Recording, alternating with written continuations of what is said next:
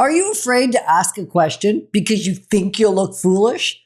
Often in real estate, the questions you don't ask are the mistakes you'll long remember.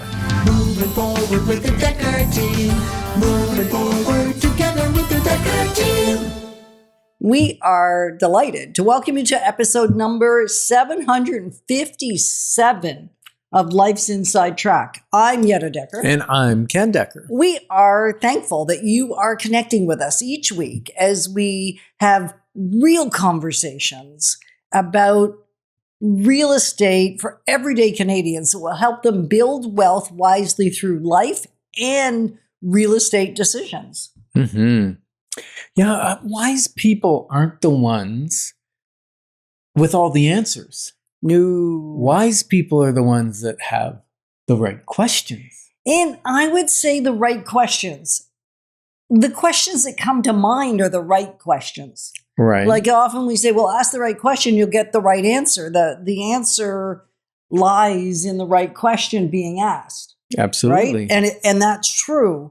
I think the whole construct of foolish, if I think I'm going to look not smart, if I think I'm going to go back to my childhood and feel stupid because I almost failed grade 1, I didn't speak English, I wasn't a Canadian when I was born in Denmark. When I came here and went to school, I needed to learn English. I didn't understand the teacher. But what that did for me is feel like I was stupid. So all through school, I wouldn't ask a question. Are you kidding me?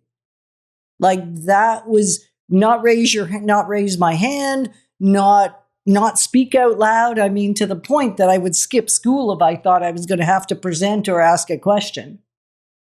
I'd fake sick. I'd do whatever it took to avoid that. Now, hopefully you're not that radical. You haven't been as poised at avoiding asking questions. Boy, did I become masterful at it. And good thing you grew out of that. I did eventually. It took decades. It wasn't to get over the trauma of that move from Denmark to Canada, not know the language, go to school and try to pass. Almost fail. Almost fail. That's a feat to pass when you don't know the language. I guess so. And yet I felt stupid. So maybe your reasons are entirely different, but we can sometimes think we should know the answer to something. And therefore, we would feel foolish if we asked it. It's really about what the emotional state is. I don't know if it's heart, head, hands. I don't know. Your body, your nervous system. If you feel like it's going to be traumatic to ask the question, even if it's a necessary question, even if it's the one that came to your mind, you can hesitate. Or don't ask it at all. And that is where money is lost every day. You know, it's frequent that someone will say to me, I've got a stupid question or I've got a bad question. I go, there are no bad questions except the ones that you don't ask. That came to your mind. If you thought to ask it, please ask it. I'm an advocate of asking the question that you think will make you look the dumbest, because it's the question that probably has the most value in it. Yeah, you're probably thinking of questions right now about thinking of buying your first home or selling the home you're in and buying another home or downsizing or blending two families, or what kind of questions you have. That's a great reason to book a free clarity call with us for 15 minutes. You can pre-write down your questions you have for us and then book that call. It's free. Just go on dekkerteam.com, DEKKERTEAM.com, and book your 15 minutes. It'll be maybe one of the best 15 minutes you've spent in a long time, because you'll get hopefully some answers to your questions. And if we can't answer your questions, we'll probably point you in the direction of somebody that can. I remember when we were being mentored by John C. Maxwell. He's a great leadership guru. Author, written over 100 books on it. One of the books he was writing was on asking good questions or great questions. And he was looking for a title for it. And I suggested Great Leaders Ask Great Questions. And he took it to his publicist because he loved it. And the publicist said, no, the problem with that is people won't think they're great leaders, so they won't think the book's for them. But if you change it to good leaders ask great questions, then, and that's what the title of the book was. So I helped to assist on the title.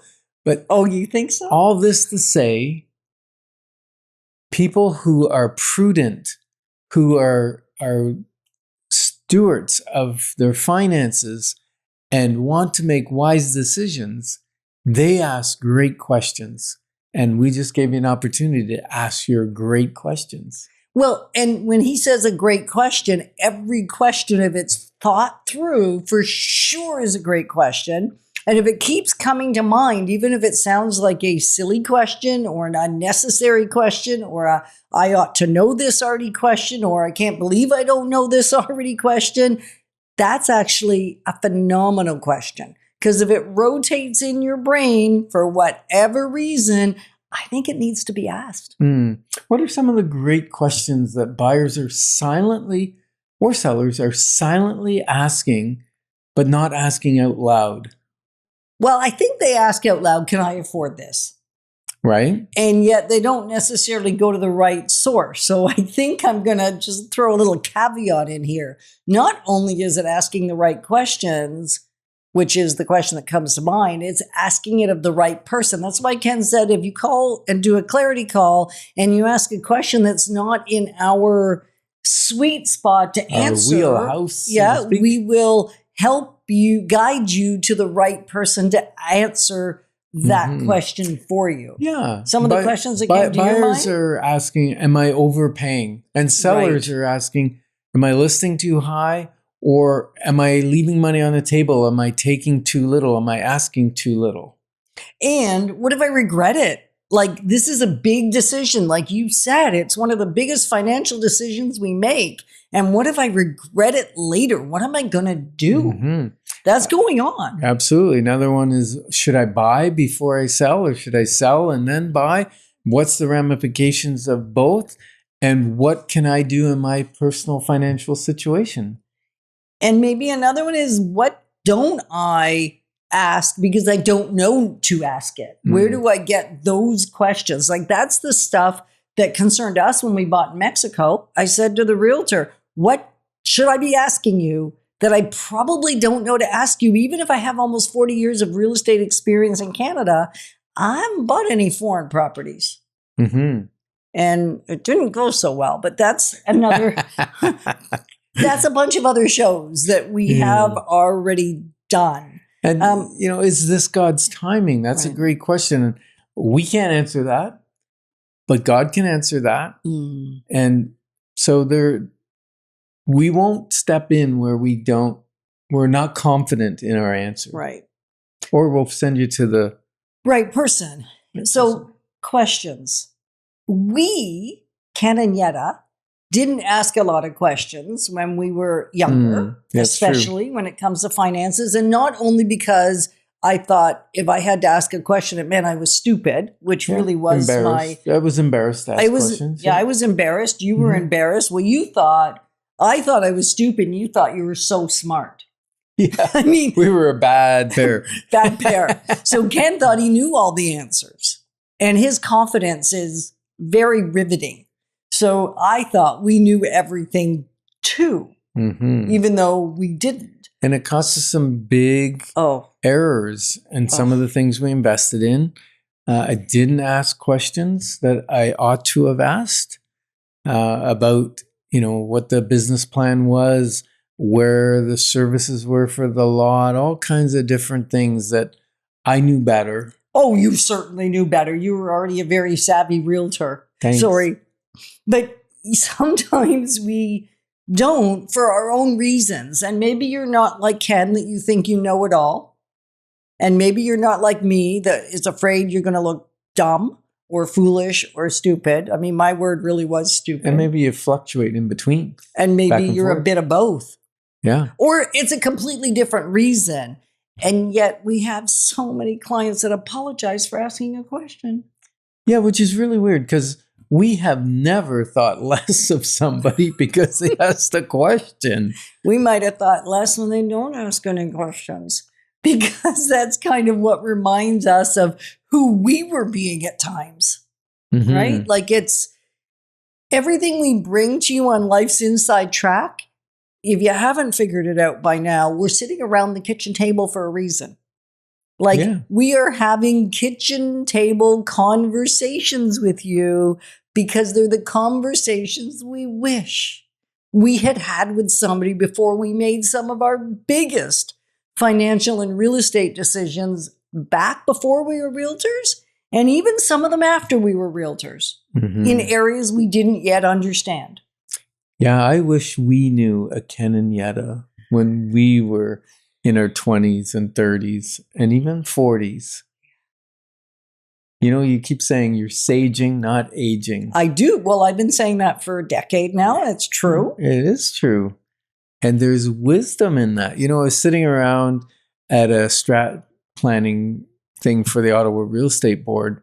Yeah, because Ken's back being past president again. He decided one round wasn't enough, so he's doing it again. I don't think we've even told you that. He's filling the gap for someone else. So I am thrilled about that. Yeah. Because I'll get him back. A half year. It's more than a half. But anyway, doesn't matter. We won't digress. We will simply say by December, I get another celebration. I get my man back again. Yeah. And as I was looking around the room and people were discussing age, and they all had different health goals, and, you know, they're turning 40 or they're turning 50, don't you know? And then I realized, oh my goodness, I'm the old soul in the room by a significant amount, probably 14 years to the next oldest. Okay. But throughout the event, they were saying, oh, we're glad you're back. We love your wisdom. We love that you're back helping. And then I realized, I have a lot of experience that they're drawing on. That's a good thing. And it doesn't only come with age. It actually comes a lot from asking questions. Yeah, because there's older people that never matured, never got saged, never got wisdom. And, you know, learning from your mistakes is one way. It's great. Learning from the questions. It's costly, though. It's costly. Yes. Yes. You know, I always say that reading, you know, when you read the fine print, you get an experience. When you don't read the fine print, it's the other way around. You get knowledge. When you don't read the fine print, you gain experience. Say it again, please, because you messed it. I did mess it. And that's not like you. Yeah. So when you read the fine print, you get an education. When you don't read the fine print, you get experience. Or a lesson, or a mistake learned, or you get the hard knocks of life. Yeah. You get that real stuff that makes you wiser down the road, hopefully. Yeah. As long as you learn from it, which is where we're passionate about helping people, because we know that if we ask better questions and you ask better questions, we'll come to better decisions, especially on our major financial decisions like, what am I going to buy? What am I going to sell in real estate? Am I going to invest? What am I going to invest in? What are my priorities in my investing and buying, right? And it really is all a stewardship conversation. We want to take good care of that which we have, not lose it, right? So how do we allow ourselves to potentially look silly, potentially look like we don't know what we think we should know? It's really very simple. But that's how we uncover our blind spots, is when we open up, we become a little vulnerable in the things we ask. Ask the question, because it really begins, if you can think about it from a clarity perspective, I'm just gaining clarity. That flows out of curiosity, not judging thyself for not knowing something. Yeah, life feels lighter when we navigate it with others. Thanks for joining us on Life's Inside Track. And remember, when we move forward together, we've got this. Moving forward with the Dekker team. Moving forward together with the Dekker team.